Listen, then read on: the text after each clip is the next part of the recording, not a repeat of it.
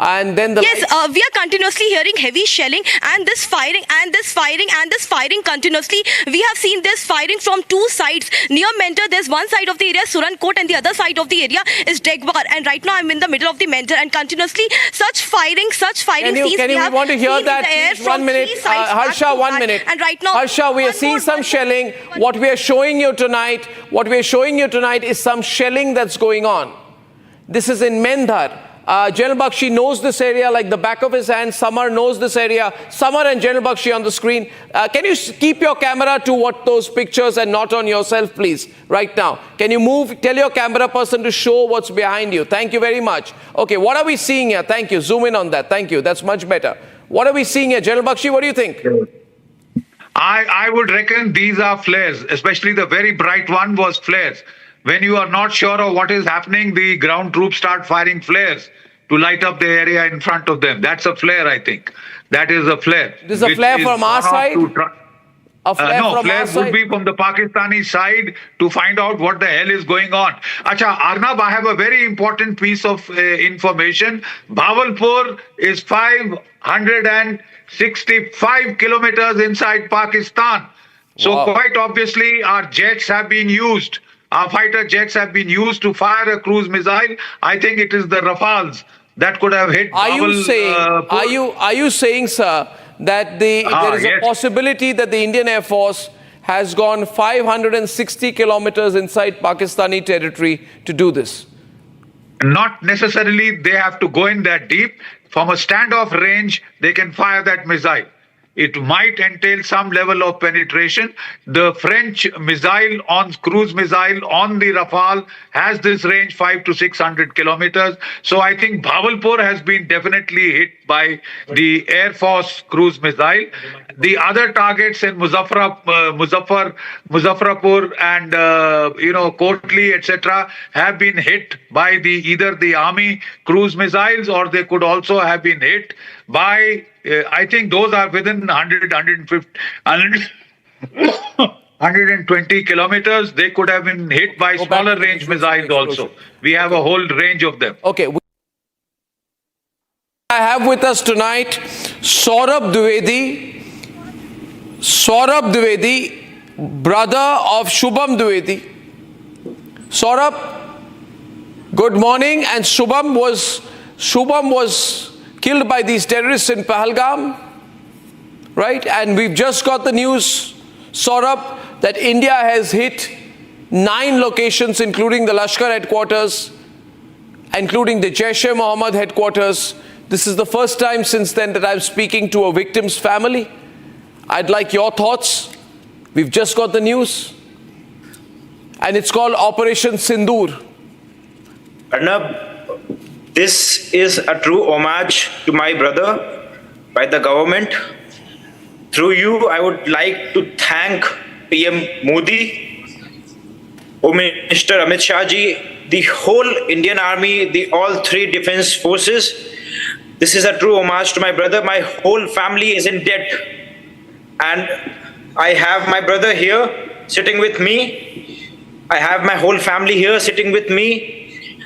They took away my bhabhi's sindoor, and Indian Army has returned her the respect, the vengeance she wanted, and whole family will always be in debt to the government, to the armed forces. Is your family watching this? When did you first hear? Yes, we got the news as soon as the strike happened. A lot of calls came, and everyone, they told us that this is the true homage. Everyone was saying कि सरकार ने श्रद्धांजलि दी है शुभम को आज. बहुत बड़ी श्रद्धांजलि तो दी है सौरभ जी. मगर इसके लिए जो प्राइस देना पड़ा आपको, आपके पूरे परिवार को, ये तो कभी वापस नहीं आ सकते. मगर मुझे लग रहा है कि जिस तरह से मोदी सरकार ने इस बार मुरीद के, बहावलपुर, जो अलग अलग टारगेट्स है, इतनी डीप गई है, एक तरह से जो दृढ़ता हमारे सरकार ने दिखाई है कि कोई ये डेकोरेटिव स्ट्राइक नहीं है। पाकिस्तान को बहुत क्लियर मैसेज है इस वक्त। अगर आप और आपके परिवारजन ये तस्वीरें देख रहे हैं तो मैं कहना चाहूंगा आपको, और आपके लिए एक खबर मैं देना चाहता हूं कि वही पाकिस्तानी आर्मी, वही आसिफ मुनीर जिसने पहलगाम करवाया, उसी ने अभी अभी अपने फौज को भेजकर कहा है कि जहां जहां भारतीय सेना ने अटैक की है उस पूरे एरिया को कॉर्डन ऑफ कर दो, ताकि पाकिस्तान की जनता को पता ना चले कि कितनी बुरी तरह से हमारे मिसाइल्स ने अटैक किया है। We have hammered them so badly. I want to tell you Saurabh, it is total devastation. It is the main headquarters. They don't know, they did not expect. ये पिछले 12, 13, 14, 2 हफ्तों से एक ही बात कह रहे थे, आप करना चाहते हो अटैक तो आके करो। मगर जिस रात अटैक हुई, ये टोटली अनप्रिपेयर्ड है सौरभ। इनकी एयर डिफेंस एस्टैब्लिशमेंट टूट चुकी है। ये सिर्फ वहां पे निहत्थे लोगों पर अटैक कर सकते हैं। ये कायर पाकिस्तानी सिर्फ निहत्थे इनोसेंट टूरिस्ट को मार सकते हैं। मगर जब इंडियन आर्मी बाहर आती है और ये जॉइंट ऑपरेशन है Saurabh, I want you to tell your family, this is a joint operation of the Bharatiya Vayusena and the Bharatiya army. This is a big operation, big operation. Arnab, मेरे भाई की शहादत पूरे देश को एक तरफ जोड़ेगी। अगर पाकिस्तान युद्ध करेगा तो हम उसको बहुत बुरी तरीके से हराएंगे इस बार उनको खत्म कर देंगे सौरभ। हमने फायर पार तो अभी शुरू किया। मैंने आज कहा, जब ये अटैक हुई, मैंने कहा कि ये मुरीद के में तो हमारा ट्रेलर है, बहावलपुर में हमारी फर्स्ट चैप्टर है। अगर पाकिस्तान हिम्मत करे, इसके बाद मुझे नहीं लगता करेगी, सिंबॉलिकली कुछ कर सकती है, मगर इस बार छोड़ने वाले नहीं है। समरपाल तूर कुछ कहना चाहते हैं आप? हमारे रक्षा विशेषज्ञ कुछ कहना चाहते हैं आपको? समरपाल तूर, सौरभ द्विवेदी जी को कुछ कहना चाहेंगे? उनकी पूरी परिवार आज इसको देख रही है, क्या करेंगे वहां करके? सौरभ, मैं आपको विश्वास दिलाता हूं कि जो आज जवाब दिया है बहुत ही सोच समझकर प्लानिंग के साथ दिया गया है। अगर दुश्मन इस बात को आगे बढ़ाएगा तो मैं आश्वासन देता हूं कि शायद मैं इस टीवी स्क्रीन पे भी ना हूं, क्योंकि मैं भी जाऊंगा जंग लड़ने के लिए। तो आप फिक्र ना करें, और हम सब आपके परिवार के साथ इस वक्त खड़े हैं और पूरी जिंदगी भर खड़े रहेंगे। हम ये कुर्बानी और ये शहीदी कभी नहीं भूलेंगे, और अपने मरते दम तक कोई भी हिंदुस्तानी, आपके परिवार ने जो खोया है वो हमारा लॉस है, हम सब का नुकसान हुआ है, और हम सब आपके साथ कंधे से कंधे मिलाए खड़े हैं इस मुश्किल वक्त में। और आप अभी बस मैं इतनी दरख्वास्त करूंगा कि आने वाली पीढ़ियों को एक ये मिसाल बने, और लोग जय हिंद के नारे लगाएं और विश्वास। भारत माता की जय, भारत माता की जय सौरभ, भारत माता की जय, भारत माता की जय, भारत माता की जय। इस बार नहीं छोड़ेंगे। और सौरभ, हम पूरी तरह से आपके साथ हैं, हम पूरी तरह से आपके साथ हैं। बहुत बहुत धन्यवाद आपके पूरे परिवार को। पूरा भारत आपके साथ है, पूरा भारत आपके साथ। We're expecting a news conference from the MOD and MEA. It's a joint briefing in New Delhi with full details of Operation Sindoor. Meanwhile, Gursimran sharing some details. He also brought in some pictures of the firing by Pakistan, the shelling across both the international border and the line of control. We're getting in some details now that 8 civilians have been killed. So Pakistan trying to take aim at civilian homes on the Indian side. We will wait for an official word on that. Unofficially, there are Indian casualties. Many have been injured, including women whose pictures came in earlier, as Pakistan trains its guns towards civilian areas now. Lieutenant General Nitin Kohli also joining us on the broadcast. General Kohli, Pakistan has tried to give a response in terms of shelling. Their retaliation has been limited to that after their air defense systems have failed overnight. Yes. Good morning. You see, the Pakistan has been given a very strong message. They've been hit very badly. Now, since the army has created over a period of time an image of larger than life, and they claim that they are the only saviors, they certainly need a off-ramp. So this firing which has been going on, like cowards, they've been firing on civilians. So they will find some excuse Their ISPR will also keep working, and some false news will also coming, which are already coming since morning, that 2 our fight aircrafts have been brought down, and one of the brigade headquarters gone. I heard it in the morning also, which is absolutely false. So they are doing this basically to save their face. But their masses will also get the message, and their handlers, those who are behind, especially Mullah Munir, he would have got the message that whatever he has said and whatever he initiated, he has to face the consequences. And it's only question of time. If this keeps happening, they will lose their credibility very badly. In any case, people there are not very fond of army there. It's not like Indian Army, the way people respect them and the way they conduct themselves. They are especially their senior officers are quite corrupt.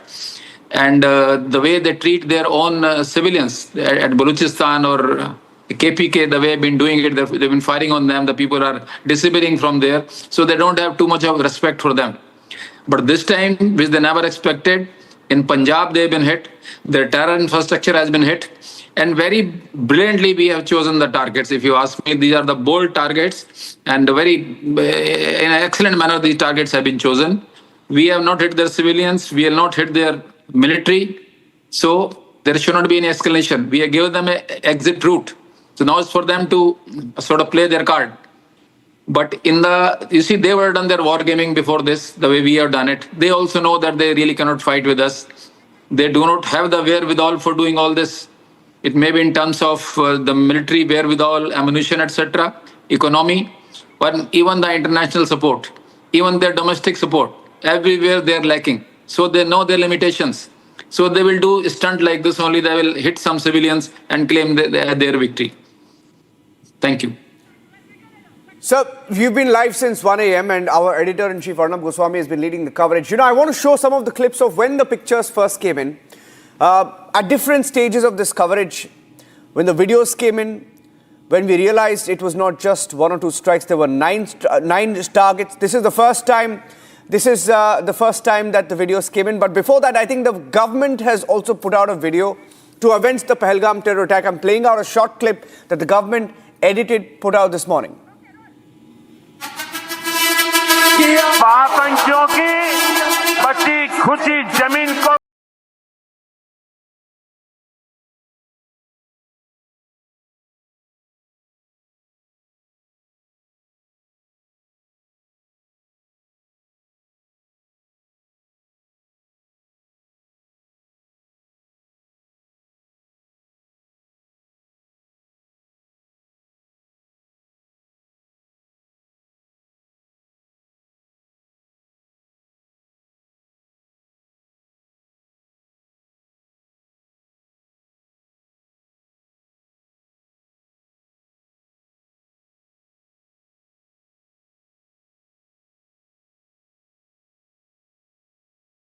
उनसे बहुत thank you कहती हूँ कि उन्होंने मेरे पति की मौत का बदला लिया है. All right, let's go back to the moment when those strikes happened, and Arnab Goswami was there in the newsroom, in the studio for you. Look at the broadcast of that moment to understand how it all panned out. Okay, ladies and gentlemen, this is a very, very big breaking news day. Good morning to everyone across the country. We've hit back. Ladies and gentlemen, the big breaking news story of the moment. If you can hear me tonight, can I be put on air? Thank you so much. Thank you, Aditi. All right, because I want to recap exactly what is happening as of tonight, as of this minute, 33 minutes past 2 a.m. on the 7th of May, history has been made. This is a very direct and straightforward attack by the Indian Army we are reporting tonight. Ladies and gentlemen, Pakistan has been hit. Muzaffarabad has been hit. A total of 9 places in Pakistan have been hit. And the government has said very clearly that we are focused, we are measured. What we are doing is non-escalatory in nature. They've said that no military targets of Pakistan have been targeted. They've also said that we have demonstrated considerable restraint, and we have demonstrated considerable restraint in the selection of the targets and the method of execution. These steps come in the wake of the barbaric Pahalgam attack, in which 25 Indians and 1 Nepali citizen were targeted and murdered. We are living up to the commitment that those responsible for this attack will be held accountable. And there was going to be a very detailed briefing on Operation Sindoor later today. This is the PR that I got from the Ministry of Defense. Huge visual coming in right now. Just see the extent of the devastation in Pakistan tonight. Just see that go through. This is a huge strike, ladies and gentlemen. Just see that visual, the level of devastation. The first visuals brought to you here only on Republic, and all the Pakistanis watching in shock and horror as India begins a mammoth strike. Now you're seeing the kind of armory and ammunition being used here. What does this look like to you? General Kochar, you've been with the ordnance. I want to show you this visual. General Kochar, are you there? Are you seeing this visual with you, sir? You see the nature of the visual, the nature of the explosion. What does it look like to you, sir? My assessment is, Arnab, from what I can see on your screen. Yes, sir. This is a combination of a drone and a missile strike. A mix of drone and missile? Yeah. Because I don't. One second, sir. Can the drones go so deep? I also want you to expect, General Bakshi, how deep did we go? General Bakshi, how deep have we gone when we go to Pahalgam, when we go to Muridke? How deep have we gone into that territory? Muridke and Bhavalpur, Muzaffarabad, Kotli, all these have been hit. Targets deep into Pakistan have been hit. Pakistan main, not just PoK. So to that extent, I would extend, in all probability, it is the BrahMos cruise missiles, which have a range of 400 kilometers plus. I was telling you the circular error of probability is 1 meter, and the warhead that it carries is hundreds of kilos. Ladies and gentlemen, the big point is the entire air defense capability of Pakistan has been totally exposed. Live visuals coming in. Live visuals. Ladies and gentlemen, latest visuals. You're watching this. Let's listen to this. Ladies and gentlemen, these are latest visuals of Operation Sindoor. Ladies and gentlemen, second missile goes in the air.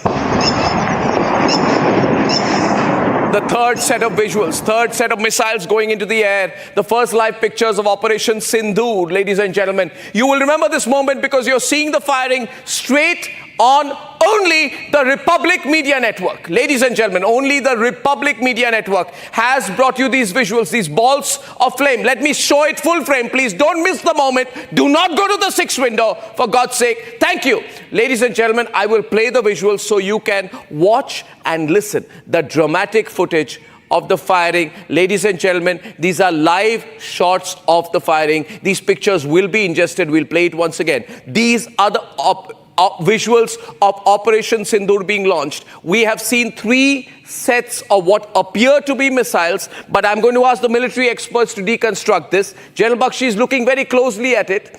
It's like a ball of fire which goes deep into the air, and then we lose track of its luminosity. What are we seeing here? We'll circle those visuals. These visuals that you're seeing are probably, the orb that goes right behind the missile. This is the aftermath. We are seeing some incredible visuals on the Republic Media Network tonight. Ladies and gentlemen, the Pakistani threat is empty. The Pakistan are an incapable people. They have got an incompetent army. We are beginning to avenge them. Now, General Bakshi, what have we just seen? What have we just seen? Arnab, if you recall, going by military history precedents, Iran fired a barrage of missiles on Pakistan in the wake of that incident when the Baluchi Sunni insurgents had hit them. Right? And Pakistan's Chinese radars had totally failed. Pakistan had complained bitterly to China that your radars failed to detect the incoming missiles. They have Ladies and gentlemen, still failed to Pakistan has detect declared an an emergency. incoming Keep the missile. breaking news ticker on, for God's sake. Pakistan has declared a state of national emergency. The latest updates I'm also getting tonight is that residents in the area of Jhulas have moved into bunker amidst constant firing from the Pakistani side. There is heavy shelling on the borders of Kupwara district, which are continuing. I'm going to get our reporters up who are in the area. Ladies and gentlemen, look at this. This is the Pakistani army. They just don't know what has happened. They've been completely destroyed, taken aback. They were protecting the Lashkar headquarters and now they're reduced to rubble. They were protecting the Jaish headquarters. They've been reduced to rubble.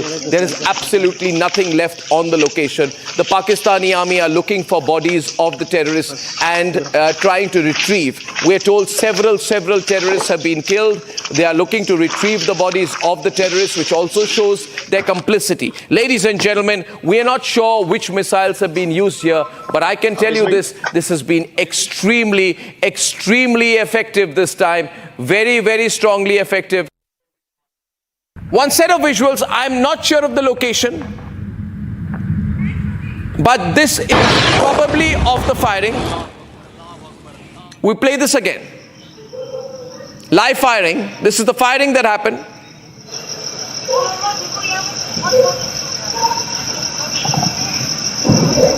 Ladies and gentlemen, in the still of the night, the firing is happening. In the still of the night, you will hear the firing now.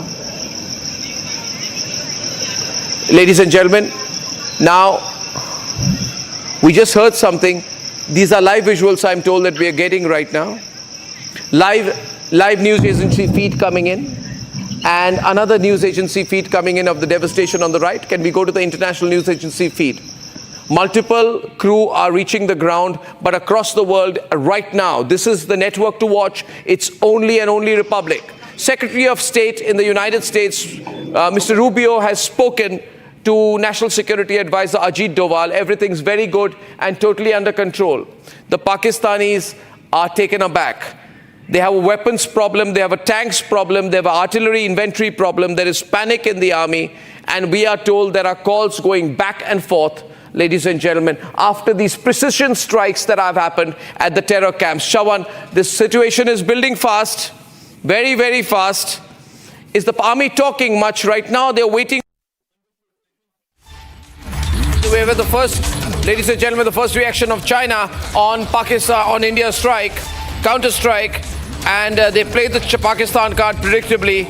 The first reaction of the Chinese Foreign Ministry, Shawan, regrets India's strikes on Pakistan. Unexpected lines, Abhishek, Absolutely. regretting India's strikes. So they've obviously taken Pakistan's side. Absolutely unexpected lines. It's a shame that the Chinese are doing this. They are saying that they are concerned about escalation, possible escalation, and they regret India having taken this action against Pakistan. Remember, we have only hit the terror infrastructure of Pakistan. We have not hit any civilian targets. We have not hit any military target also, because we know that we don't want escalation. And the world should see the message in this, and the Chinese refusing to do that. Their first reaction, expressing regret at India's military strikes. Okay, we have a two-window right now. We have a Ministry of External Affairs press conference that is expected very soon. There's some movement at the press conference venue. I'd like to go to those pictures, ladies and gentlemen. There's a movement at the press conference venue. They are seating. The seating is being fixed. Who's going to sit where? The preliminary round of officials has come. This is a big news briefing that we are waiting for on Operation Sindoor. Ladies and gentlemen, Operation Sindoor, which is a series, result of a series of steps that we've been taking. 10 o'clock is the press conference. People are asking, what do we expect at the press conference? Well, I think we will be explaining our strategic posture. We'll talk about how we finalize the operation. We'll talk about the successes of the operation. Probably any high-value targets that we've struck. We'll give details of that. And then we'll also give a detail of the diplomatic and non-military steps that we've been taking since the 22nd of April. Ladies and gentlemen, it's a huge press briefing. All eyes are on that press briefing of the Ministry of External Affairs, and you're with me here on Republic. In fact, you've been with me since about 2 o'clock this morning. Now, this is fantastic, Abhishek. We have to look at the situation. I'd like to go across to some of our reporters waiting for that press conference. Zeenath, your location, please. Let's line up all our reporters. First to Zeenath. Ladies and gentlemen, Sensex is down by about 400 plus points tonight. But of course, Sensex is sentimental. It'll go up. This is just nervousness in the Sensex. 0.12% means nothing. I'm just giving you this information as trivia tonight. I don't take the Sensex seriously. Zenith. Now, from your defense sources, yes, I'm reporting what from is the situation the around LOC and IB overall? See, I'm reporting from the Uri sector of North Kashmir's Baramulla, and as far as the situation on ground is concerned, we see the borders they have felt silent for some time. We don't see any movement or not hearing even the shelling or anything, but there is a process that is taking place, that is of the evacuation. The evacuation is taking place for the safety of the border residents, and there has been a directions that all those who are living close to line of control, these border belt residents should be shifted to safer locations, and government is ensuring the boarding, lodging and the food and the Medicare and the transportation of all those individuals who are living close to line of control. As far as the border shelling is concerned, Pakistan Army has been resorting to unprovoked violation and was targeting the Uri, Karna and Tangdar sector of North Kashmir, where some damage has been done to the residential houses, and also few of the people have suffered injuries. They all were evacuated and were given medical aid first at a place, and they were later shifted to the medical facility where they are being treated by the doctors. As of now in Srinagar, we see the divisional administration has asked for the closure of the schools of the two districts. In fact, movement is not being allowed close to Srinagar airport because it has been taken over by the Indian Air Force and all other I'm going back to the press conference venue. I'd like to go to it full frame. I've been told our reporter Gopi is already at the press conference venue. In case she is, if Gopi, you're hearing me there you are, Gopi, one of the first reporters live from the press conference venue. This is a huge opportunity for you, one of the biggest press conferences. You're going to probably remember this all through your rest of your reporting career, journalistic career, Gopi. Now tell me what's happening around you, who's at the stakeout, how many reporters there, who's expected there. Take us through the works there, Gopi. Well, in fact, I would ask my camera person to kindly show you the visuals. The stage is all set for the press conference. It is rather not an interactive press conference, what we are learning from our sources. It is a joint press conference which would be held by the Ministry of Defence as well as the Ministry of External Affairs. What we are also learning from our sources is the MEA spokesperson Randhir Jaiswal is going to be here along with the Army and Air Force Chief. These are the preliminary information which we are sharing with our viewers, while there are heavy media personnel here, as this is a very, very important press conference. All eyes at 10 a.m. We will have to see what kind of statement is released by the Ministry of Defence for Operation Sindoor. Back to you. Okay, we've just been told here that due to unavoidable circumstances, the press conference stands delayed by about 30 minutes. The brief will commence at 10:30 a.m. Inconvenience is regretted. This flash has just come in. Shawan. The reason why there is a bit of a delay, I'm given to understand that there is a preliminary report that is essentially being prepared, and also the aim is to bust the Pakistani narrative, because remember what has happened in the last few hours is this Arnab, the fact that they're basically peddling fake news, particularly with certain fighter jets of ours being down, which is absolutely incorrect. And that is the reason why perhaps a little bit of more time is now being taken by the forces to put together the statement to tackle not just what's really happened in the last few hours, and also a little bit more development taking place with regards to the assessment of damage that has taken place. Because the latest being that at least 7 locations which were targeted by the Indian Army, there they have got the maximum number of terrorists who have been killed. 7 is what we are being told from the 7 camps that have been completely demolished. 2 which has been done by the Air Force, that's Bahawalpur. They're getting in more details right now in terms of the number of terrorists who have been killed in Bahawalpur. That details are yet to come in. Okay, I don't know. Now, Rakshita is live and through to us from the Srinagar airport to give us a factual report of the airport, which has now been closed down for civilian aircraft. It's only going to be used for military reasons. Rakshita, over to you from Srinagar airport, please.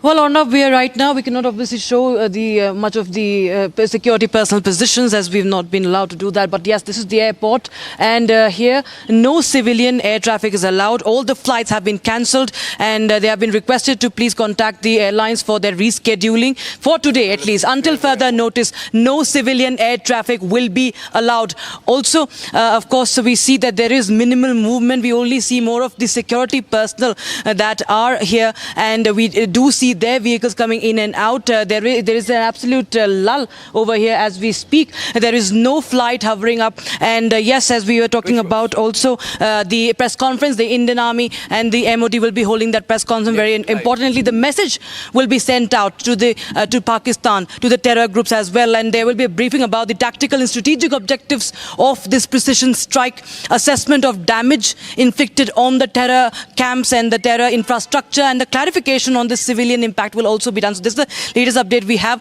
The future plan of action, of course, this cannot be revealed. The strategy will not be, of course, revealed, but the posture could be somewhere, outlined in this very important press briefing that everybody has their eyes on. We understand that it could have the CDS or the IAF Chief of Air Staff, but yes, senior officials will be there, senior officers will be there, and this press conference will be very important. Everybody who has, who has been seeing those tears of the victims, the families, those Indians who have been bleeding, the sindoor that has been wiped off the, the heads of the women. Everybody will be now watching that, press conference and understanding how India has avenged those innocent killings, Arnab. And we are quite eagerly waiting for what is going to happen next, as we were discussing with the defense experts. Over to you.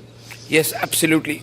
Viewers, now, we have been doing a multi-pronged operation. By the way, that press conference has been delayed for a while, and we would like to go across to our esteemed guest this morning. Yeah. We have with us, we have General Asthana with us. Good morning, General Asthana. Arnab here. Can you unmute yourself, General, please? Good morning to you, and pleasure talking to you at a historical occasion of today. What a day it is, General Asthana. I agree with you. What a day this is, right? Now, in military terms, let's go down to brass tacks. What do you expect the Pakistanis to do now? What can they do? The Pakistanis have no choice but to retaliate. And this was very well calculated, because what we have done is a very professional military strike. And this strike is purely onto the terror camps. It's a very matured decision and a very professionally conducted strike in a manner that it is a standoff strike. Nothing has crossed line of control. The targets have been pinpointed and have been precisely targeted. And the best part is the surprise aspect. Nobody would have dreamt in Pakistan that previous day we were talking of that today morning we will start the mock drills. Everybody would have thought that we would be doing such actions only after mock drills, and that has caught everybody by surprise. Even in our country, maybe perhaps nobody would have imagined because of these mock drill announcements. And also with the kind of secrecy of plans which we have taken. Similarly, it's a non-military engagement. It's an engagement which is a non-escalatory engagement, but we would have worked out at least 2 to 3 steps in the escalation ladder. And having worked that out, we are absolutely prepared as to whatever kind of retaliation they give. We will be able to handle that, number one. And number two, it is playing up to our advantage. We didn't want to start a war, but if they want to do it, we are absolutely prepared. So let them take a call. Ball is in their court now. We have avenged the response to the dastardly attack in which they have killed our innocent people. A nation wanted a revenge of this kind, and I think it has been delivered appropriately. And my compliments to defense forces and to the leadership which took a decision of this kind. Back to you. Yeah, well, that's very interesting. I mean, we have a visual of, ladies and gentlemen, some Pakistani, explosives that have been fired into civilian areas. Can I run those visuals, please, viewers? And that just shows that Pakistan is really flailing its hands about right now. It is not sure how to respond. It wants to inflict damage, but it has not, it does not have a strategy in place, especially because of the press release of the Ministry of Defense that accompanied the attacks, which made it amply clear. We are not, Abhishek, they said, we are not targeting military installations. Why was that clarification made? For layman terms, because that's how Pakistan can justify, carrying out some kind of military retaliation. So we are making it clear that we have target, and there is a moral high ground, because if terror emanates from these terror factories, these madrasas, these terror outfits, Jaish-e-Mohammed headquarter, Lashkar-e-Taiba headquarter in Bahawalpur and Muridke respectively, so we have to hit them. And yeah, okay. Now we have a call coming in here. Abhishek is taking a call from an important source. We'll let him do that.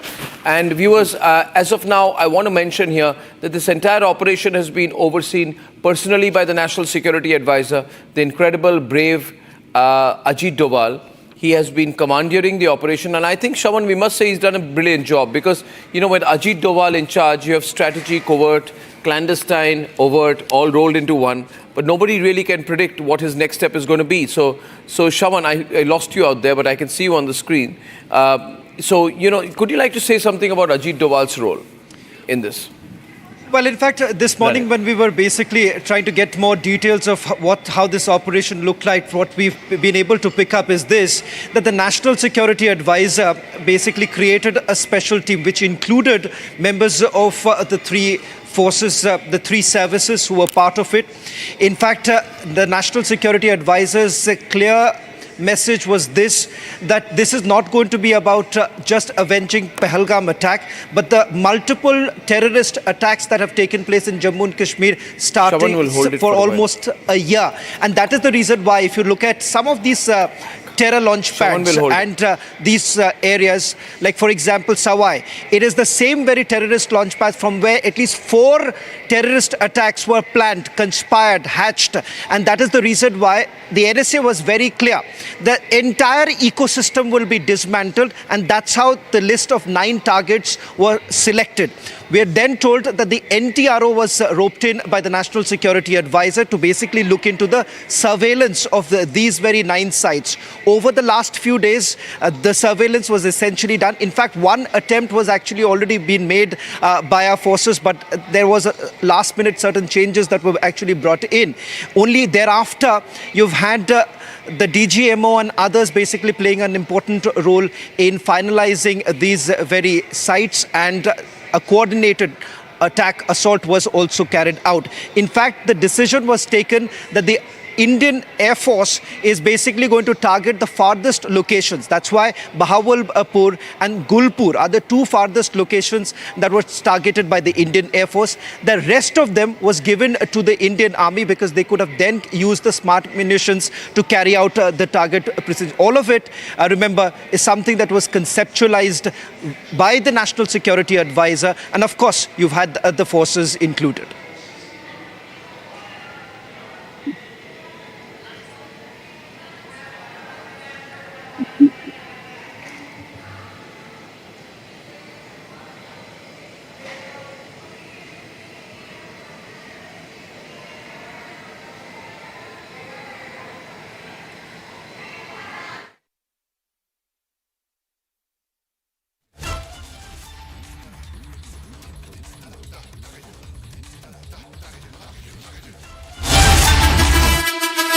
आतंकियों की बची खुशी जमीन को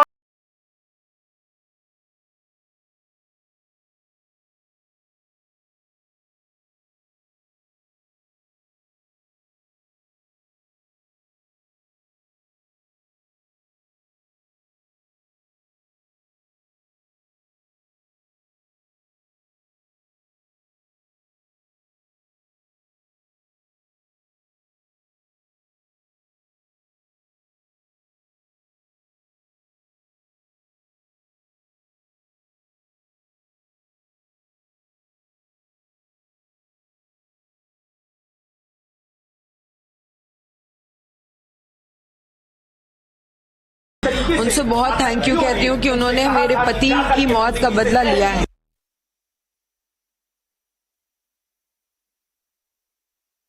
This is the aftermath. We are seeing some incredible visuals on the Republic Media Network tonight. Ladies and gentlemen, the Pakistani threat is empty. The Pakistan are an incapable people. They have got an incompetent army. We are beginning to avenge them. Now, General Bakshi, what have we just seen? What have we just seen? Arnab, if you recall, going by military history precedents, Iran fired a barrage of missiles on Pakistan in the wake of that incident when the Baluchi Sunni insurgents had hit them. Right? And Pakistan's Chinese radars had totally failed. Pakistan had complained bitterly to China that your radars failed to detect the incoming missiles. They have still Pakistan has declared an emergency. Keep the breaking news ticker on, for God's sake. Pakistan has declared a state of national emergency. The latest updates I'm also getting tonight is that residents in the area of Jhulas have moved into bunker amidst constant firing from the Pakistani side. There is heavy shelling on the borders of Kupwara district, which are continuing. I'm going to get our reporters up who are in the area. Ladies and gentlemen, look at this. This is the Pakistani army. They just don't know what has happened. They've been completely destroyed, taken aback. They were protecting the Lashkar headquarters and now they're reduced to rubble. They were protecting the Jaish headquarters. They've been reduced to rubble. There is absolutely nothing left on the location. The Pakistani army are looking for bodies of the terrorists and trying to retrieve. We're told several terrorists have been killed. They are looking to retrieve the bodies of the terrorists, which also shows their complicity. Ladies and gentlemen, we are not sure which missiles have been used here, but I can tell you this has been extremely effective this time. Very strongly effective. One set of visuals, I'm not sure of the location, but this is probably of the firing. We play this again. Live firing. This is the firing that happened.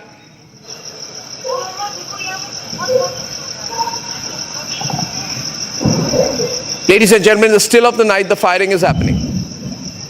In the still of the night, you will hear the firing now.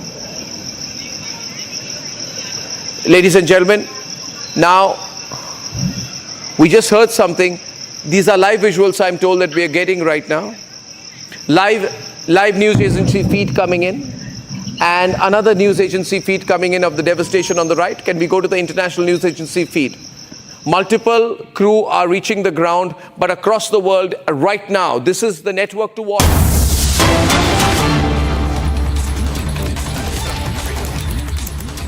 A red alert has now been issued in Uttar Pradesh after Operation Sindoor. Remember, we've also been on high alert. The Border Security Force has also issued an alert along the international border at this point in time as the cross-border firing still continues along the international border as well as the line of control. So important to point out here as what we are essentially looking at, two things. One, the cross-border firing which continues as we speak and the matter is being looked into. We are also getting more details, more breaking news now coming in. We're just taking through all these images that are now coming in. We have, in fact, what you're seeing right now on your screens, the damage that has been inflicted upon the Pakistanis right now. On your screens, I'm going to take you one by one with each of these target list that has been accessed by us. First is from the Marcus Subhanallah Jaish-e-Mohammed, Bahawalpur, Punjab, Pakistan. That's on your screens right now. Let me just also go back to the breakings that we've just got right now with regards to the operation dossier.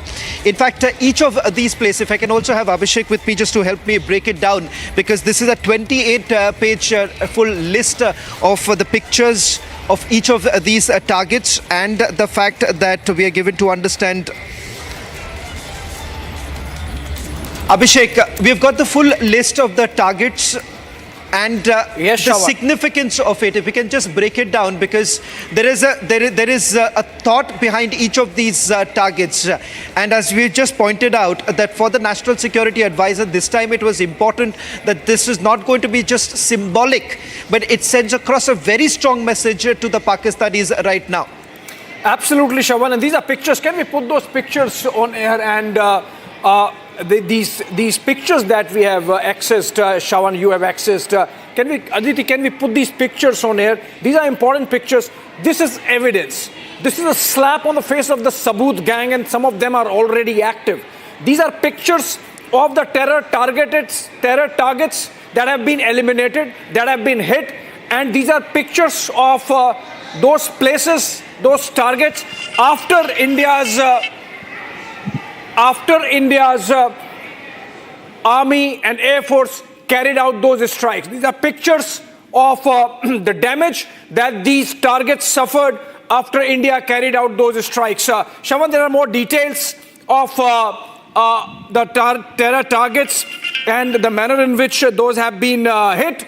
And let's break it down for our viewers. Right. So the information contained, Shravan? So the first is in Bahawalpur, that's the Jaish-e-Mohammed headquarters. The picture that we're going to put out in a short while from now. This also details what really happens at the headquarters and the fact that who are present there.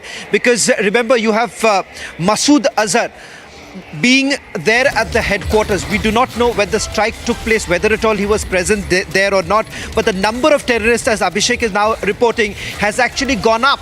It's almost 100 terrorists who have been eliminated in this precision strike that has been carried out by the Indian Armed Forces. So that's the other big breaking news now coming in. 100 terrorists are eliminated by India in the precision strikes that have been carried out. 9 sites where these strikes have been carried out. So first, on your screens that we're going to put out is of Bahawalpur, that's the Jaish-e-Mohammed headquarters. Then you have Markaz Taiba, that's the Lashkar-e-Taiba's headquarters in Muridke.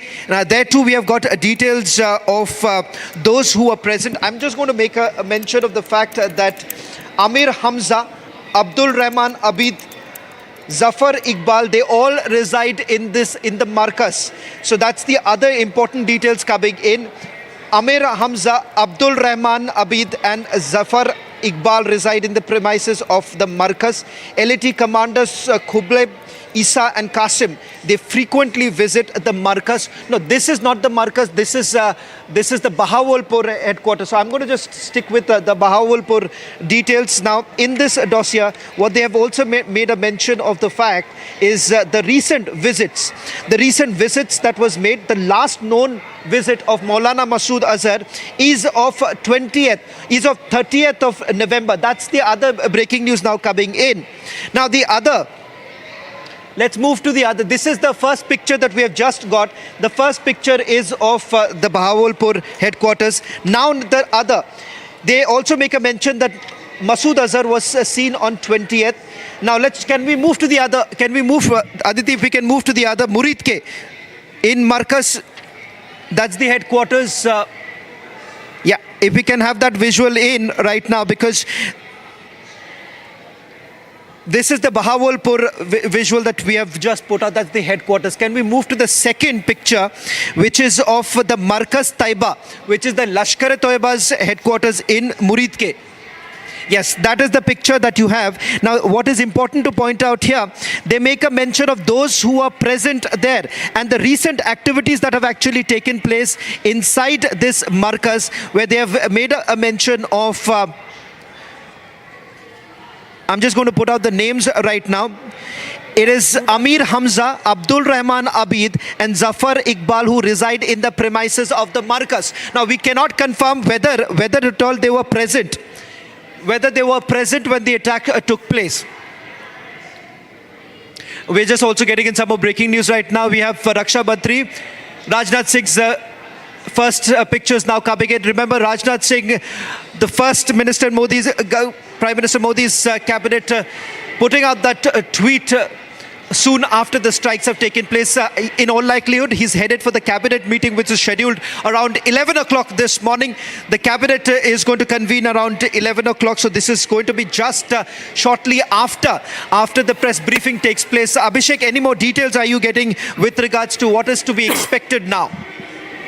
Well, of course, the briefing, Shawan, where we are going to hear from those who were part of the operation, the services, the Ministry of External Affairs, on how India went about carrying out these strikes inside Pakistan. Some information I have, for example, these were precise intelligence-based strikes on specific targets, and no civilians were targeted. This was not like indiscriminate firing. We saw the kind of massacre that Pakistan-based terrorists carried out in Pahalgam.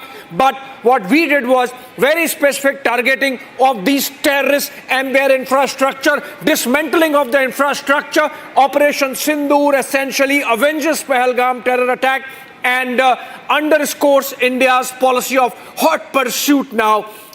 Also, Shawan, the breaking news development is that about 100 PoK terrorists have been killed in these strikes. This is the first estimate of our security agencies coming in from sources as per the information that they have been able to gather, both in terms of ground intelligence, the human intelligence that we have, as also, of course, the technical intelligence that's put in place, the tech int as it is called, in terms of pictures having been taken through surveillance, tech surveillance, and information coming in from all these targets hit clearly suggests that terrorists who were part of this infrastructure present there have been eliminated given the precise nature of the strikes. Having said that, Shawan, other details we have is that the press conference is delayed, is now slated to take place at 10:30 a.m. And then, of course, the Cabinet Committee on Security and the cabinet briefing, a cabinet meeting that takes place immediately after that, following which we are expecting. Now, this is a big statement coming in from Union Home Minister Amit Shah. He's saying proud of our armed forces. He's given a detailed statement in which he's lauding the work of our armed forces. He has said Operation Sindoor is Bharat's response to the brutal killing of our innocent brothers in Pahalgam. The Modi government is resolved to give a befitting response to any attack on India and its people. Bharat remains firmly committed to eradicating terrorism from its roots. I'm also told, Shawan, and this is another breaking news development, that I should mention this, that India is prepared for any kind of counteroffensive coming in from the Pakistani side, and the escalation matrix is ready. Shawan, more of this. Well, in fact, that's the other big statement that has now been made by Union Home Minister, where he says he's proud of the armed forces. Undoubtedly, remember, after the 1971 war, you're looking at three. The tri-services basically carrying out this kind of a coordinated attack. And it's important to point out here, without crossing the border, without basically breaching the airspace, you've had India being able to carry out such kind of a precision attack. And the details that I'm getting right now, Abhishek, it's mind-boggling, because I will tell you that in some of these terror camps, some of the big names, like I've just found out, they've made a mention of the fact that in Sarjal, which happens to be the Jaish-e-Mohammed's other important camp, you've had Mufti Abdul Rauf Asghar. He's after all the de facto chief of Jaish-e-Mohammed. He was also carrying out all his activities from this very terror camp, which has now been demolished by India. That's the Sarjal Jaish-e-Mohammed camp. This is in Shakargarh district, Narawal in Punjab. So you have had in Sarjal too, in Punjab, that it has been carried out. Now, I'm just going to take you through this, maybe the Sarjal visual. Yes, that's the Sarjal terror camp, and the details coming in. Mufti Abdul Rauf Asghar, de facto chief of Jaish-e-Mohammed, supervises operations of Jaish-e-Mohammed from this very facility, from this very terror camp where he was operating. Can we also now move to the other details coming in? Apart from that, we are being told that this was the same very terror camp from where Shahid Latif, he's now already been killed, Shahid Latif was operating. Apart from that, Ali Jan, Kashif Jan was also operating from Sarjal facility of the Jaish-e-Mohammed. So that's the other important details now emerging of the first pictures of these terror camps. Now, it's very interesting, Abhishek, that you have the Hizbul Mujahideen that has also been targeted. The first breaking news that we brought in this morning, unlike the other networks which were saying that this is only limited to Jaish-e-Mohammed and Lashkar-e-Toiba, we have got a confirmation about the Hizbul Mujahideen, and in fact that Mehmoona Joya facility was also targeted. Now, this yes, that's the Mehmoona Joya facility, that's of the Hizbul Mujahideen, and the confirmation now coming in that when the reconnaissance was carried out by our security agencies, Muhammad Irfan Tanda, which is the commander of the Hizbul Mujahideen facility, was actually present in this particular facility, was operating out of it. Just a caveat here, Abhishek. Now, this is part of the reconnaissance, so we do not know whether they have now been eliminated or not. But this is the last known intelligence input about the presence of these terrorists at these very facilities. So it's important to point out here that the reason why they were selected, how they were selected, and what has essentially happened. The other important is coming in from Markaz Al-Hadith, that's in Barnala, that's a Lashkar-e-Toiba camp, that's in Bimbar district of Pakistan occupied Kashmir. And here we are being told that two of them who are part of the Lashkar-e-Toiba, and they were operating from this Markaz, that's elite terror operatives Qasim Gujjar and Qasim Khanda Anas Jarar were operating from this Markaz, and they were residing in its vicinity. So that's another. These names are now coming in of each of those locations where the attacks have taken place. All right, another round of breaking news development coming in, Shawan. We keep breaking very crucial information connected with Operation Sindoor, which is that coming from very top sources, that in case Pakistan indulges in any misadventure, India is ready with its escalation metrics. We have our retaliatory response ready. In fact, there is an Operation Sindoor 2 which is in place, and the war rooms are buzzing, and our forces are at it. And that in case Pakistan indulges in any kind of military response, they will hear it from us again. Well, absolutely. And as we are bringing this broadcast, just want to put one more point here that, Abhishek, I'm informed you've been speaking to the highest levels of the government and they've given you some information. Would you like to share, what you've heard without, of course, naming any of your sources, please? Well, yes, Arnab. So what we were told is that this was a very precise intelligence-based operation. It was very, very specific information. And the intelligence for this selection of targets went in for about 5 to 6 days. And in fact, I was told that this operation could have happened maybe 3-4 days earlier also, but then it was delayed because we were looking at very specific location of certain targets that we were after. Are there any human targets here? Yes, there were, and in fact we are told that in a bit we should be hearing about the scale of achievement in terms of what we hit and whom we hit. That information is still being gathered. Yeah, and there's a briefing going on. Prime Minister Narendra Modi is speaking right now to Rajnath Singh. Ladies and gentlemen, Rajnath Singh is briefing the Prime Minister, but the man who's really at the center of all of this, who's executed this for the Prime Minister, is Ajit Doval. He's done a great job. He's coordinated the Tri-Series sort of operation out here. Rajnath Singh is meeting the Prime Minister on Operation Sindoor. This is breaking news coverage here on Republic TV. Ladies and gentlemen, the key terror targets which have been hit under Operation Sindoor are, and those are pictures of the Prime Minister's residence, and Rajnath Singh just about going in. He's going in or coming out right now? He seems like he's going in, parking the car. Okay.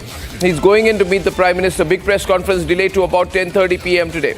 Ladies and gentlemen, only fast and quick news here on Republic. I'd like to give the list once again of the key terror targets which have been hit under Operation Sindoor. Back on the screen. 1. Markaz Subhan Allah, Bahawalpur, Pakistan. Operational since 2015. This is a 15-acre Jaish-e-Mohammed headquarters, which is the nerve center for the training, radicalization and operations. And it hosts all the top leadership, including Masood Azhar, Abdul Rauf Asghar and Maulana Amar. Now, do we have any information here yet on whether Masood Azhar has been killed or Abdul Rauf Asghar or Maulana Amar have been killed? We haven't been told yet. But I suspect that in 38 minutes from now, we should be able to get you very specific information on that. Shawan is more breaking. Shawan. Arnab, in each of these facilities, what has happened is that in the last reconnaissance that was done, they have named out each of the terrorists. Like in Bahawalpur, the last known location of Maulana Masood Azhar was on 30th of November. And thereafter, he has made 2 such more visits.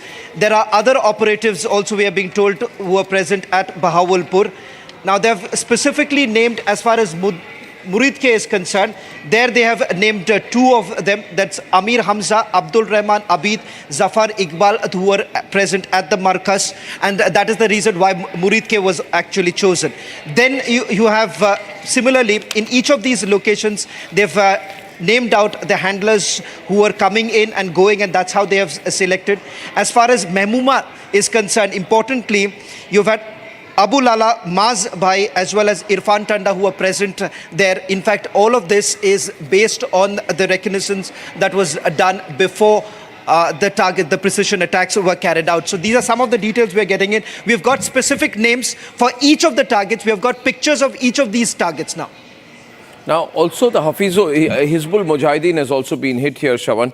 We need to mention the Hizbul Mujahideen target here, which is also, been very much on the radar. We are speaking about the Markaz Abbas. The Markaz Abbas is the center of the Jaish-e-Mohammed in Kotli, but there's also centers of the Hizbul Mujahideen which have not been spared either, have they, by this attack?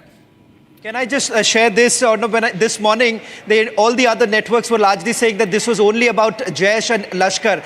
But this was clearly a bigger message because Hizbul Mujahideen, remember, this is one of the most important terror camps that have been hit. And here, they make a mention of some of the attacks, the recent attacks that were basically carried out in Jammu and Kashmir by the Hizbul Mujahideen. Their operatives were basically present, and that's the reason why in Mehmuma, there were about 5 of the terror operatives directly linked to attacks that have taken place in Jammu and Kashmir. They have now been targeted. Ladies and gentlemen, what you're seeing here are pictures of the installations. We are now going to show you pictures of the attacks themselves. This is very targeted, very focused. And as I said, National Security Advisor was looking into this extremely closely. Now, National Security Advisor was basis a lot of covert information, and nobody understands Pakistan quite as well as he does. Obviously. And he understands Pakistan, he understands sensitivity. But I am still not clear about... I spoke to somebody, Arnab. Okay. And I said, what's next? That was my question, what's next? And I was told that we are ready with Operation Sindoor 2, if need be. Okay, government sources, we are ready with Operation Sindoor 2, if need be. Breaking news from the highest levels. If Pakistan escalates, we are ready with Operation Sindoor 2, if need be. Ladies and gentlemen, so we are completely prepared. There's nothing, we are actually testing the Pakistanis out. And my sense is that they will, the next 24 hours is extremely critical, Shawan.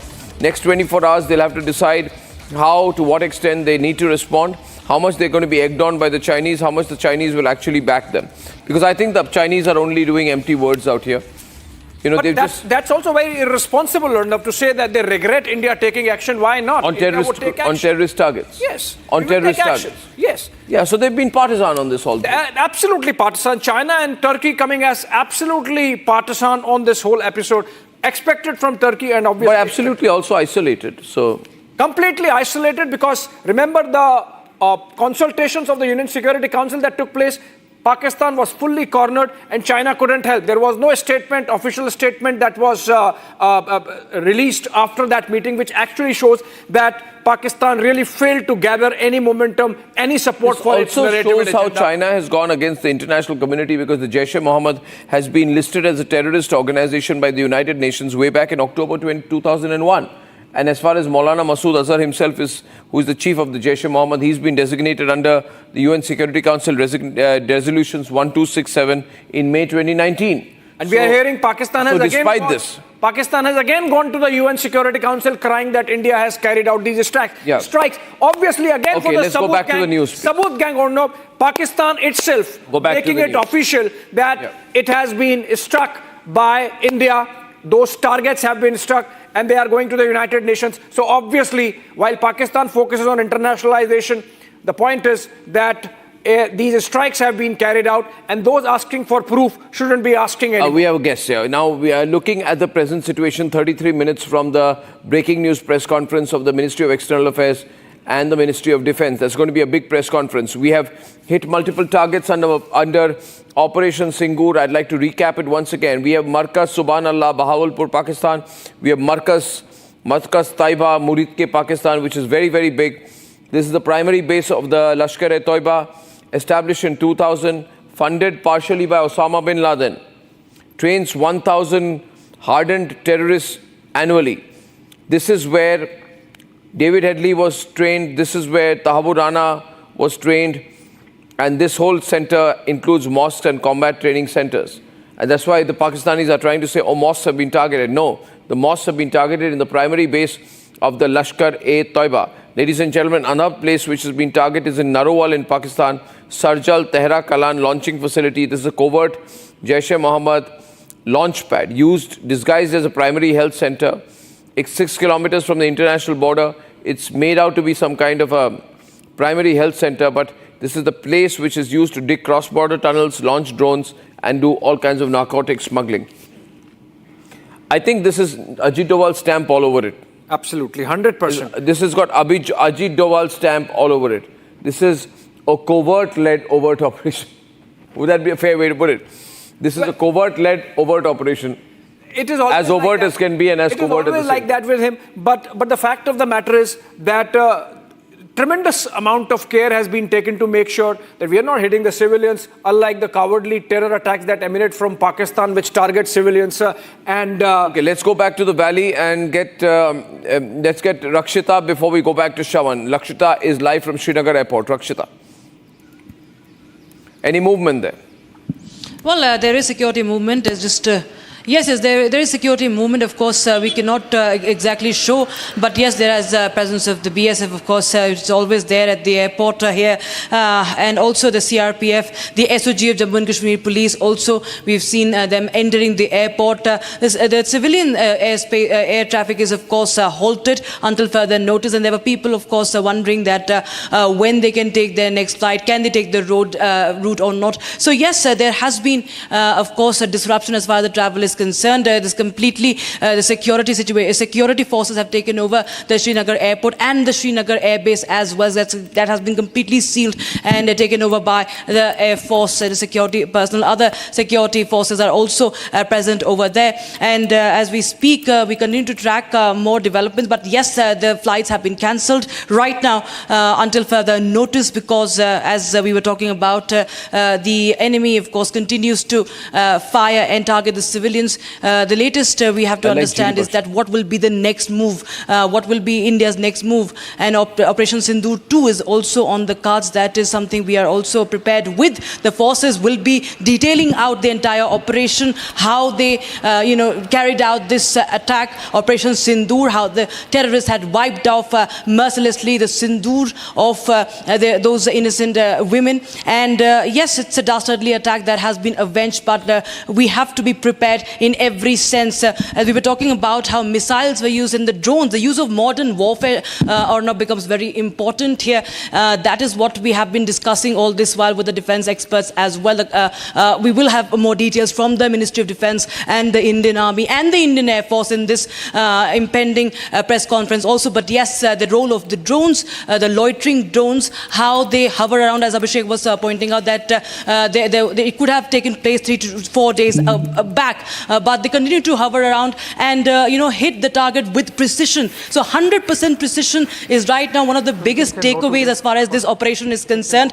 And with that, the security has been briefed up all across Jammu and Kashmir. There are checkposts installed all across Srinagar and adjacent areas. Wherever we have visited in the past 1 week, there has been a checking. All the vehicles, especially the trucks, each and every fruit basket, everything is being checked by the SOG of Jammu and Kashmir Police. The operations have also been tracked by Republic TV from several areas along the LOC, near the LOC. And as we speak, the situation is right now calm where I'm standing right now, because there is a full security. Security is on high alert, and yes, everybody is waiting for the details of this historic, tri-service, this united effort by the Indian forces to carry out this successful Operation Sindoor. Well, how will the tacit? We have Tilak Deveshwar with us. Tilak Deveshwar ji is, is one of India's best security experts. Worked in various areas, covert and overt. Tilak ji, can you hear me? In this particular situation that we are in, Mr. Deveshwar, how do you factor in the Pakistani response? We would have game planned it, but what are their options, if any, now? No, thank you, Arnab, for having me on your show. You see, Pakistan has a problem. They have to respond within 24 to 36 hours. I'm very clear that they will respond. But what do they respond to? There are no terror training camps in India. If they react and attack a civilian target or a military target, they are going up the escalatory ladder, and the response from India will be swift and devastating. So what they did after Balakot was they dropped munitions in a forested area which was uninhabited, and they claimed equivalence. What do they do this time? That is the point number one. Point number two is the position of Asim Munir. You see, he had thought that after he had done this thing on Pahalgam, there will be a military response in India like after Balakot. He will establish his credentials and his extension in November. He did not expect the non-kinetic response of withholding the waters of the Indus and the 9 areas that we have struck. What does he do now? So I think his position is extremely tenuous, and what happens to him in the next 3 to 6 months is something which we will need to watch. So coming back to your question, I think Pakistan will react, but with very limited options. And whichever action that they take, whichever route they follow, will go up the escalation ladder, and India will hit back at them. So you're saying this is going to continue for some time? This will continue for some time. I don't see it stopping by just a Pakistani response. Because what do they respond to? Where can they hit you? What's your guess? I think they will go in for a military target. But if they go in for a military target, it goes up many notches. Absolutely. That's why I'm saying they have no good options. Mr. Deveshwar, I spoke to some sources and I have it from them that in case Pakistan indulges in what you are suggesting, then obviously our escalation metrics and our response is ready. In fact, our forces are right there at the border. Absolutely. Absolutely. You see, because a terrorist strike, another terrorist strike in India, whether it's in J&K or whether in other parts of India, will prove Pakistan as a terrorist state. Firing on the LOC itself will not satisfy the people of Pakistan. You know, the Pakistan army pretends to be this macho kind of an organization. They have to strike at some equivalence with India. And what that equivalence will be, we'll come to know within 24 to 36 hours. But as I said, they don't have any good options. Well, really, literally running out of options, they're saying, but the point you're making about a possible military escalation is one which will, make alarm bells ring. I'm sure we factored it Absolutely. out. I'm sure we factored it out, and there's a lot of posturing also happening right now. Ladies and gentlemen, the CDS and Rajnath Singh are meeting, and then they're meeting the Prime Minister. Pakistan is getting away with a lot of misinformation, Arnab. So one report which is being circulated there on their side is that Pakistan has already retaliated and an Indian military battalion has been hit, their headquarters have been hit. Obviously, those things do not happen. And so this is essentially for their own consumption. Yeah, but there's a lot of that doing the rounds. Abhishek. A lot of it, yes. And so, for example, they're saying we have lost about 5 or 6 of our jets because the Pakistanis hit them. Nothing like that has happened. Of course, a final word on that comes in the press conference that happens in about 25 minutes from now. Okay, ladies and gentlemen, 24 minutes from now, we're going to have that press conference. Gopi is there with us. I think the media is gathering. Gopi, over to you. Gopi, I think the media is already beginning to gather around in that location. We need to get Gopi live up out here. Ladies and gentlemen, all key airports in Pakistan are shut for 48 hours. The United Nations is repeatedly saying they want maximum restraint on both sides. Now, in previous attacks as well, India has more or less responded within this time frame. I remember in the case of the Pulwama attacks, the Prime Minister gave a statement the very next day. The Balakot airstrikes happened about 12 or 13 days later on the 26th of February, if I'm not mistaken. Similarly, after the Uri attack happened September 18th, 2016, 2 years into the Prime Ministership of Narendra Modi, and the surgical strikes happened within 10 days on the night of September 28th. So if you actually see the nature of responses from India, after Uri, we had the surgical strike. Now, Pulwama, we had Balakot within 12 days. This time, between the attack in Pahalgam and now, it's been 2 weeks. But each time, the length is also slightly more, by 2 or 3 weeks. But it can be roughly said that anyone who is trying to analyze the Pakistani military establishment, they would know that their assessment of the Indians would be that you generally take some action within 2 to 3 weeks. So 2 to 3 weeks seems to be a bit of a outer limit as far as Indian military response is concerned, almost becoming predictable there, which is not bad. It's very Israel style. And Prime Minister, remember, Arnab, when he said that India is going to go after these terrorists and their perpetrators and the soil from where this is happening and to the end of the earth, which was clear indication that India's position now is hot pursuit, and that's institutionalized policy now in terms of going after following terror. the international precedent. But going back to Tilak Deveshwar, Tilak, that is one of the scenarios, or is there another scenario that you'd like to put out? In case of a Pakistani strike? Yeah, in the case of various Pakistani options.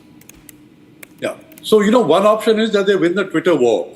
As Abhishek mentioned, downing 3 aircraft, taking out a battalion headquarters. Yeah, they can probably use that as one of the options.